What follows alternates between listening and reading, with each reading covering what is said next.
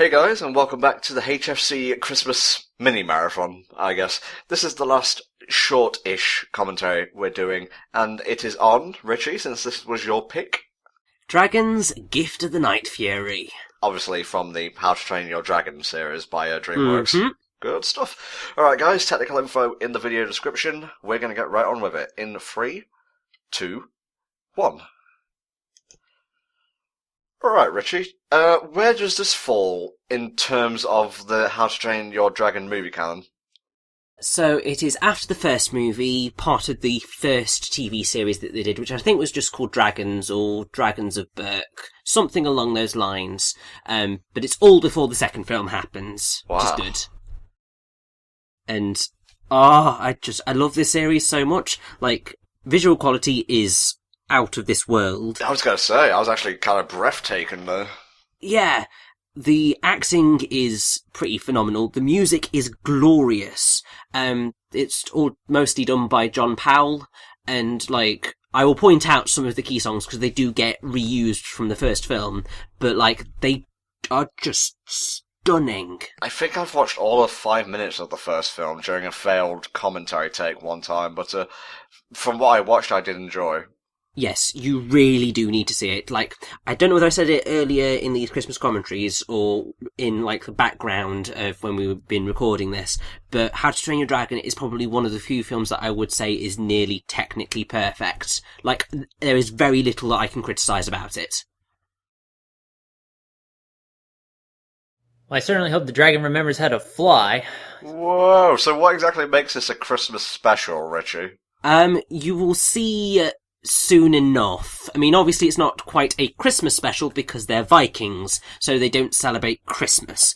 But as you will see, they do celebrate Snoggletog, which is basically Christmas. Oh, don't you just love that in cartoons where they make their own, Christmas variant, but it's not actually Christmas? Yeah. It's not Christmas, it's Blissmas. There you go. Oh, love those stock sound effects. But just... this short just makes me so happy. Yeah, you're a big DreamWorks fan, aren't you, mate? Well, not necessarily a big DreamWorks fan. I'm a big fan of dragons. Ah. And I mean, when I was a lot younger, I did read the How to Train Your Dragon book. Uh-huh. And I love that. And then just seeing the film, and it's just made me in love with the entire franchise. I love it. Well, they made a film about those dragon books. They need to make a movie about Jeremy Thatcher Dragon Hatcher, because that was my favorite dragon-themed book when I was a kid. Don't think I ever read that one, unfortunately. You should! It's good. Now, I believe the song right now has its roots in a song called Counterattack in the original film. Ah. Sorry, I was thinking of the song Counterattack from Shadow of the Colossus. Well, I mean, it's used in a very, very similar situation. But, yeah, I mean, most of it is a variant on the main leitmotif that runs throughout How to Train Your Dragon, which is in Test Drive, which I think we heard earlier. Mm-hmm. And it is also used in Coming Back Around, which we will hear later on in the short. The Night Fury, that's the thing on screen right now, right? Yes, Toothless is the Night Fury. Okay. The Night Fury is the species of the dragon, but he's called Toothless because when Hiccup meets him, he doesn't have any teeth. And then he actually does it's basically retractable teeth. Okay. Though in the original book, he is literally toothless. Why are you shouting at me? I don't fucking know. Well, the thing is that they expect Hiccup to know because Hiccup is the one who learns about the dragons and therefore knows the most about them. Oh. So they expect him to know everything, but this is obviously something that hasn't ever happened before. Because one thing I noticed right off the bat is they're kind of cohabiting with the dragons, and that wasn't a thing at all at the start of the first movie. Yes, basically, I mean, this is complete spoilers for what happens in the first film. It's fine, we're covering something that takes place after in the canon. I think this is to be expected. Yeah, so basically Hiccup gets the rest of the Vikings to trust in dragons and see that they're not all bad, and then they all happily live together because they're not trying to kill each other.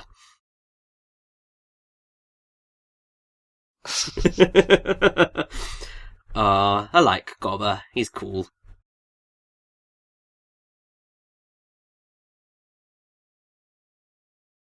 Now let's go off together and mosh. You know what's really bizarre is that these are the only kids in the entirety of Berk. Okay. Which is something that they play on come the sequel, because so you've got Astrid, who is the prettier looking female, and she's in a relationship with Hiccup. So you're left with, oh god, what's her name? I think it's not... The ugly one. Non-Astrid. Yes, the other one, who's voiced by Kristen Wiig. She is then the only girl left for the other guys to fancy. So, the fat one and the other one that's not her brother vie for her affections in the sequel. Okay. So the brother is like a really jank, nasty-looking Thor wannabe, well, with the hair, I just realized. Yes, he's voiced by T.J. Miller. You can tell because it's T.J. Miller's voice, and he doesn't change it, whatever role he's doing, whether I can he's tell playing... that it's T.J. Miller because it sounds like T.J. Miller. You just said that, alright? Okay. Well, yes, but if you watch him as Fred in Big Hero 6, you can tell it's T.J. Miller. Ah. And also, if you watch the Deadpool trailer, it's exactly the same voice. He doesn't vary it at all. Big Hero 6 is another thing I need to get around and watch. Yes, you do. Well, it's in Kingdom Hearts now, so I'm kind of obligated.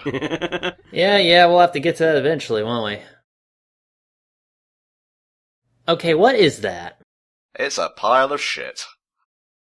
You know what? Considering these are Vikings in these olden times, I'm inclined to believe that's an actual pile of shit in a cup. Well, no, I think she's called it yaklug. So basically it's eggnog. So it's made of eggs and all that, but I don't think she's done a particularly good job of... Well, somebody had to invent eggnog, so I was probably gonna say, they wouldn't get it right the first time. It's just an eggnog joke. Also, nice move, Astrid. Just like saying, yes, your dragon is the only one that stayed, the one that you got a really close bond with, because he actually can't fly without Hiccup's help, because he's missing part of his tail. So yeah, I'm just going to make you feel bad about you giving this thing that will help him fly on his own. So I noticed that Hiccup has lost one of his feet. Is that a thing that happened towards the end of the first movie? Yes, it's part of a sort of running joke that happens in the original film, and it's also a nice mirroring of Hiccup and Toothless, because obviously Toothless has lost part of his tail, which is what helps him fly, so as a mirror image, Hiccup loses one of his legs. Okay. With this attachment, does this make Toothless the first dragon cyborg? Sweet. That's awesome. I know, it's so cool. And now he can fly on his own. Yes. Hey! Well, I'm out of this mission. Look at me in that hungry way, Toothless. Bye-bye, Butterfree. Well, don't worry, he'll learn the joy of notness and come back soon enough. That's true, everybody will come back for notness. It would have been really sad if that Fade to Black just led to credits. Just a really depressing Christmas special. Oh, God. And then the sequel is How to Train Your Blank? How to Find Your Dragon. How to Find Your Dragon.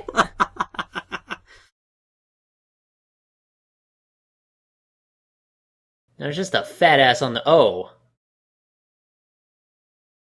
Nope, just me.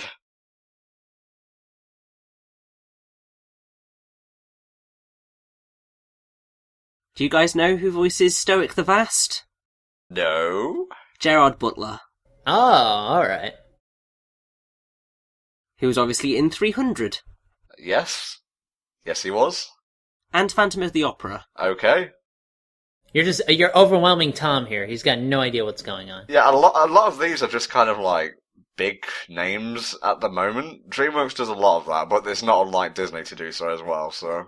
Well, lots of movies do that ever since Transformers started doing it. Well, even before that, I'd say.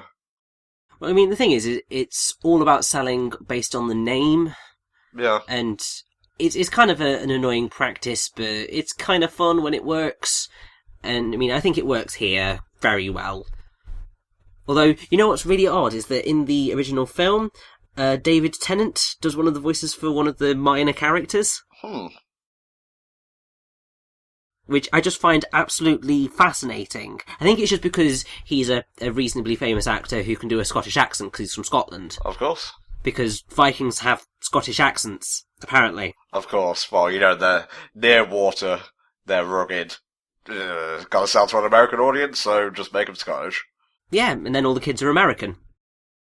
Oh, the fat one sure is wacky. I'm glad they went with that characterization, otherwise I'd be completely lost. Really?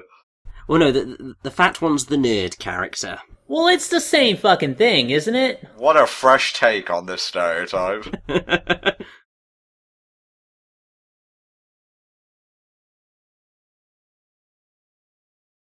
I'm off to find my destiny, baby. Bye! What about presents?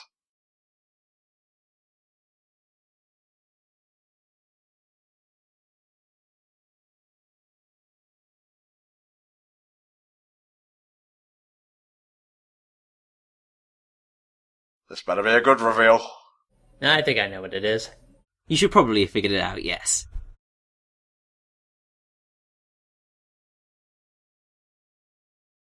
Okay, now we have a crux to which we can have a plot, hopefully. Mm-hmm. Does that mean they're all girls? Well, not all of them are girls, but... Oh, yeah, that's true. They're gonna need guys to do that, huh? Yeah. Yes. So that's how that works. So now they are somehow conflating Christmas and Easter in Snoggle Talk. Weren't you talking about this, Helldragon, like Easter getting a bit more Christmassy? I think? Just say yes. Yeah, sure. Okay. I was taking them to the island.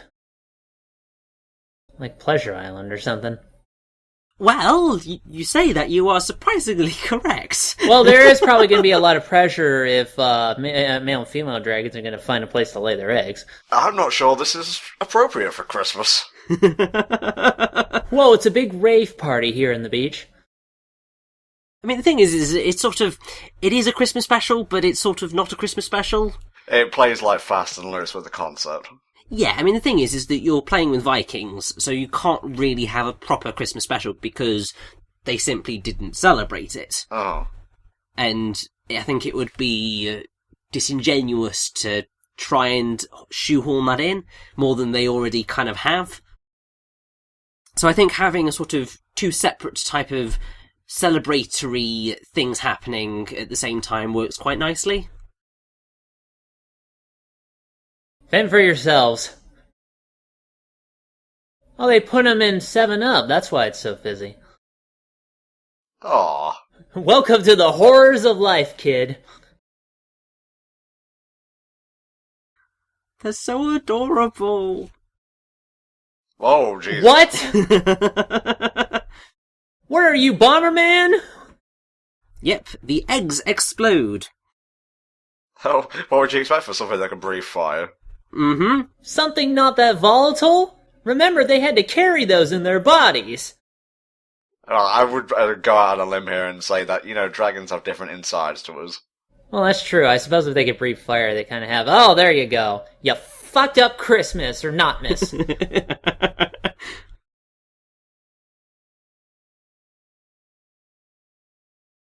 Yes.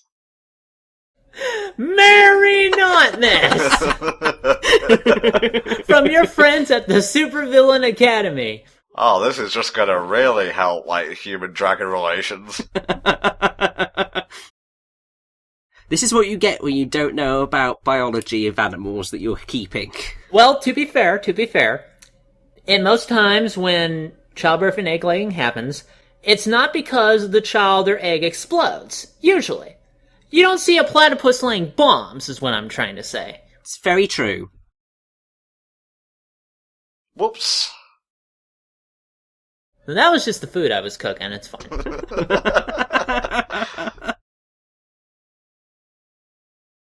Toothless ain't here, unfortunately. But all of the other dragons are, so it's all good. I thought that one was dead for a brief moment there. I'm loving all the different variations and whatnot. Maleficent, what are you doing here? Yeah, it's really cool. Like, they went ridiculously far in trying to make all of the dragons different, even down to the type of fire that they breathe. Ah. So, like, I think one of the dragons has sort of a sticky type of fire that kind of clings to things, like sort of a magmary type thing. Yeah. You've got one which is the two-headed one, which spits out gas and then sets it alight. Neat. You have Toothless's fire, which is more like sonic blasts, almost. Wait, what? It shoots sonic booms from its mouth? Basically, yes. That's goofy. I don't think I believe this movie about dragons at all. Totally unrealistic. Exactly, I'm just completely lost. You've got the type of dragon that Meatlug is, with the big fat one, which kind of, it takes in rocks and then spits them out as sort of explosion balls. And then I can't remember what Stormfly does when breathing fire, but it's got its spiny tail, so it uses that.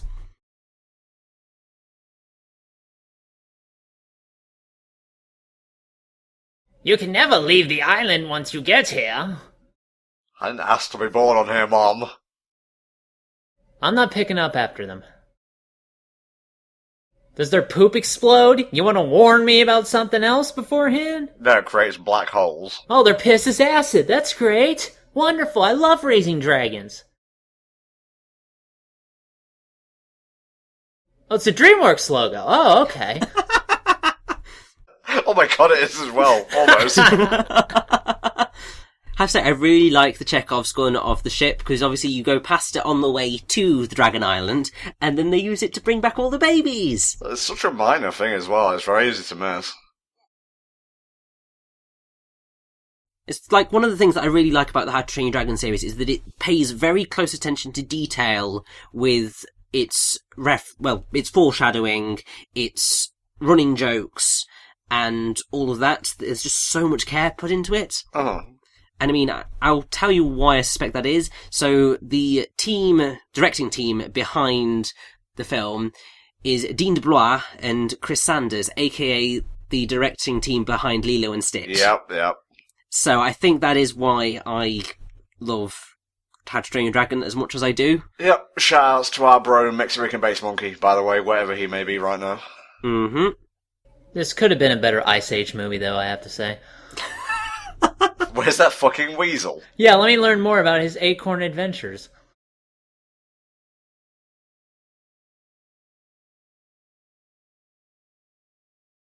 Yeah, we're gonna sacrifice them all. And we need meat. What is it with you and making all of these things really dark, Tom? The last special we just did had Satan in it. Come on. It's true. I was saying this to Richy offline. When trying to make comedy, I usually go to the extreme. Not to be a try-hard, it's just how I am, really. But Richy said he wanted to end on a positive note, and I'm sorry, but there are eggs that explode and almost took out a village here. It's fine, they're used to fire. They'd been attacked by dragons many, many, many years before, so that they're used to everything being on fire and having to rebuild.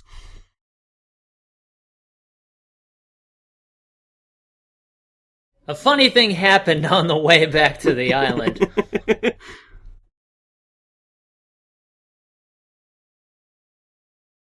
Okay, you're pulling one on me. I've seen this movie before.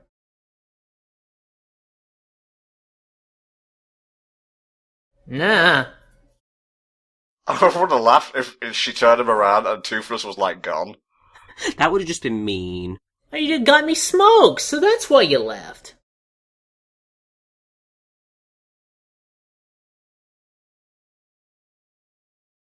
Are you chewing on an onion ring?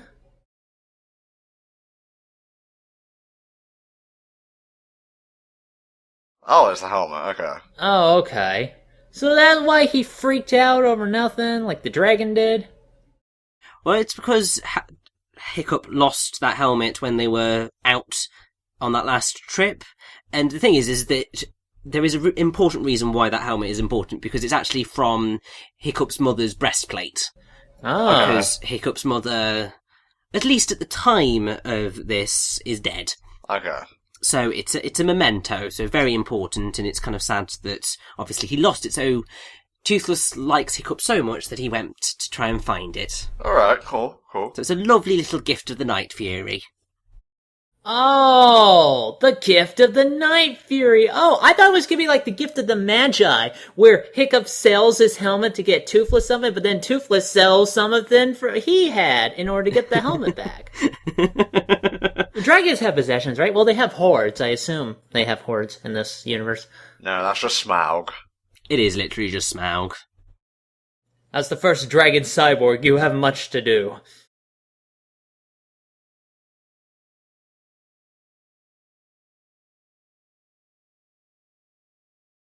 Okay, look, that really pisses me off.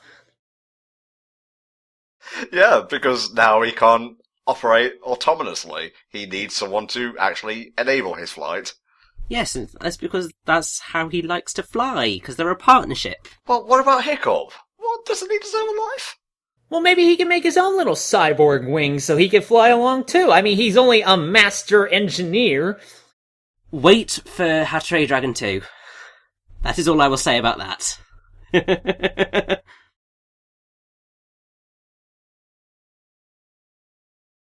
Oh, okay, really. This is like when Kratos casts himself off. Come on. Okay, you're fine.